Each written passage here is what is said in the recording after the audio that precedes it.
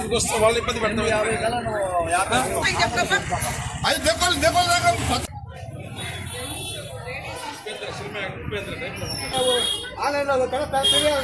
నువ్వు టయానికి రావాలి కదా. టయానికి రావాలంటే అడగొడు గమ్ముగుండు, సంబంధం గమ్ముగుండు. ఎవరి సంబంధం ఉంది? ఉద్యోగస్తులు లాగున్నావా?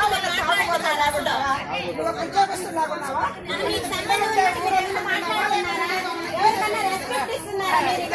పేరెంట్ గా మాకు అడిగే రైట్ ఉంది. ఎవరి సంబంధం ఉంది?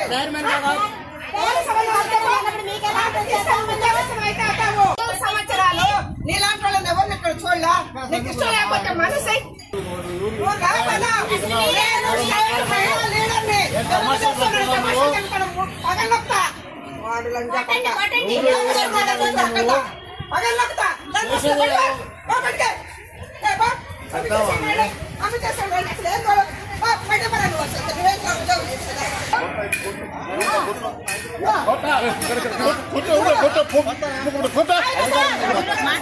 అధికారులు కూడా కేవలం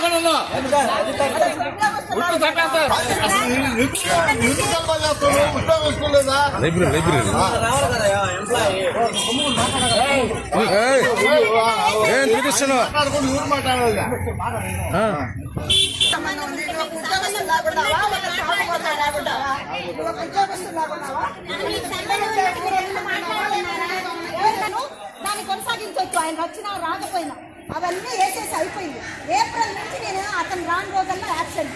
ఉదయం రాకపోతే ఉదయం యాబ్సెంట్, మధ్యాహ్నం వస్తే టైంకి వస్తే సంతకం చేస్తారు.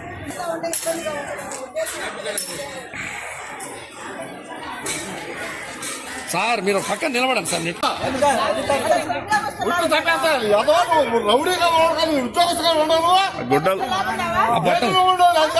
తీసుకెళ్ళండి.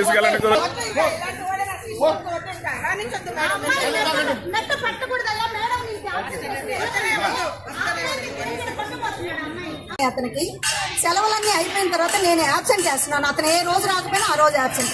కరెక్ట్గా టైంకి వచ్చిన రోజు సంతకం పెట్టిస్తున్నాను. రాని రోజల్లా అతను వచ్చి నేను నా ఇష్టం వచ్చినట్టు వస్తాను, ఏం చేసుకుంటారో చేసుకోండి, సీఓకి చెప్పిన డిఓ కాదు కలెక్టర్ కూడా చెప్పుకోండి, నాకే నేను భయపడిన నేను ఉద్యోగస్తుని అని అంటున్నాడు. నాకు ఇక్కడ సమస్య అంతా ఏంటంటే అమ్మాయిలు ఇబ్బందికరమైన పరిస్థితులు నాకు కలగకూడదు. ఇట్లా అబ్బాయి ఎక్కడ పడితే అక్కడ పాటలు పెట్టుకొని యమగోళ లాంటి సినిమాలు పాటలు, ఇంకేదేదో పాటలు పెట్టుకొని ఐటమ్ సాంగ్ పాటలు ఇవన్నీ పెట్టుకొని వింటుంటాడు. పిల్లలందరూ ఆయన చూస్తా పోతుంటారు. అది నాకు చాలా ఇబ్బందికరంగా ఉంది. ఇట్లాంటి చెయ్యొద్దు అని చెప్తే ఇతను మమ్మల్ని మన మీద తిరగబడుతున్నాడు. ఆయన పేరేం పేరు? ఆయన ఏ సబ్జెక్ట్? ఆయన library assistant Pasupuleti Srinivasulu library assistant. ఇతని నుంచి మరీ మాకు మార్చి నెల నుంచి బాగా ఎక్కువ ఇబ్బందిగా ఉంది. అతని ప్రవర్తనలో కూడా మార్పు వచ్చింది. తాగొస్తున్నాడా లేకపోతే ఏదన్నా ఇంకేదన్నా మాదక ద్రవ్యాలు ఏమన్నా సేవించి వస్తున్నాడా మాకు అర్థం కావట్లేదు. ఎప్పుడు తూలుతున్నట్టు అట్లా నడవడము, పిల్లలందరి మధ్యలోకి వెళ్ళడం నాకు కొంచెం ఇబ్బందిగా ఉంది. ఆ ఇబ్బందిని బట్టి నేను సీఈఓ గారికి రిపోర్ట్ కూడా చేస్తున్నాం. వాళ్ళు ఏ నిర్ణయం తీసుకోలేదనే మేము ఇప్పుడు ప్రతిరోజు ఏదో ఒక ఇష్యూ జరగాల. అతను బడికి వస్తే ఇష్యూ, బడికి రాకపోతే మేము ఆబ్సెంట్ చేసుకుంటాం.